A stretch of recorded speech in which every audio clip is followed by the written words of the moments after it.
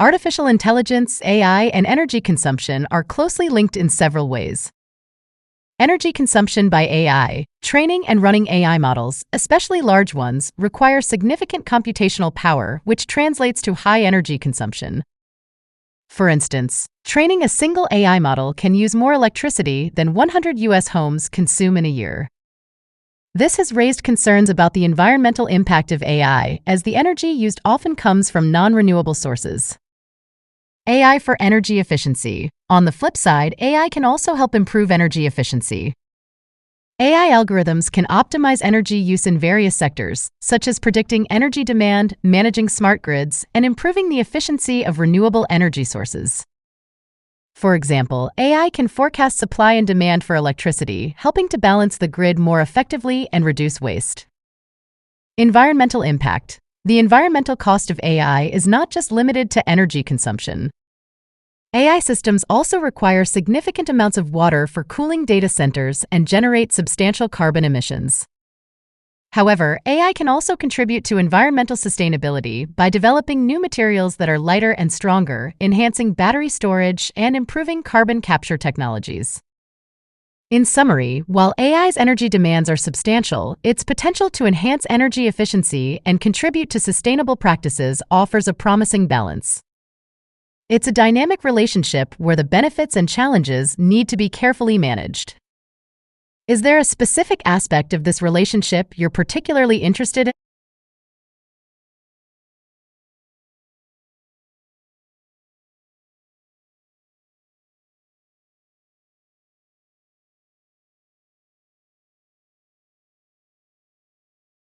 Training a single AI model, especially a large one, involves several key steps and considerations. Data preparation. This is the pre-training phase where you gather and pre-process the data.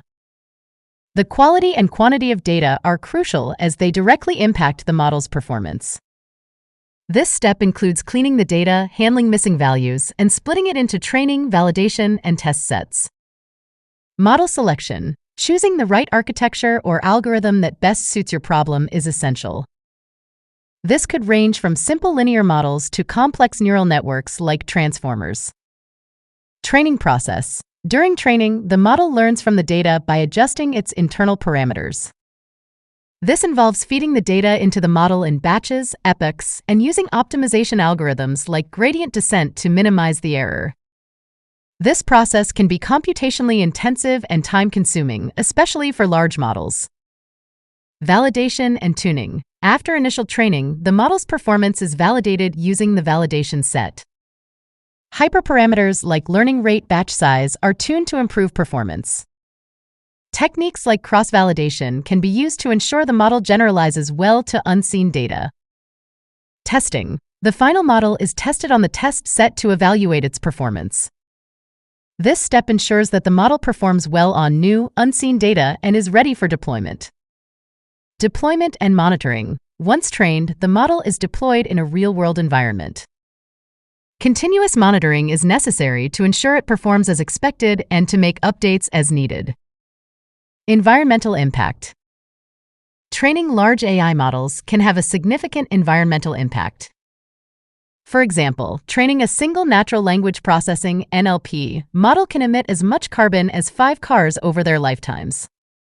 This is due to the high computational power required, which translates to substantial energy consumption. Efficiency improvements. To mitigate these impacts, researchers are exploring more efficient training methods, such as using specialized hardware like GPUs and TPUs, optimizing algorithms, and leveraging renewable energy sources. Would you like to dive deeper into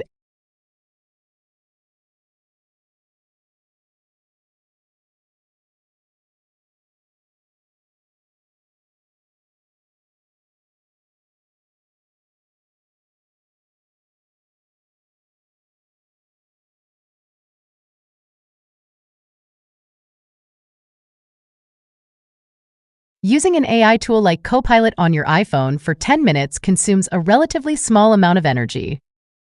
According to recent studies, generating text with AI is significantly less energy-intensive compared to other tasks like image generation. For example, generating text 1,000 times uses only about 16% of a full smartphone charge. Given this, using Copilot for 10 minutes would likely consume a fraction of your phone's battery, roughly equivalent to a few minutes of regular usage.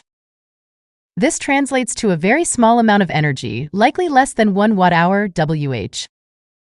If you have any more questions about AI or energy consumption, feel free.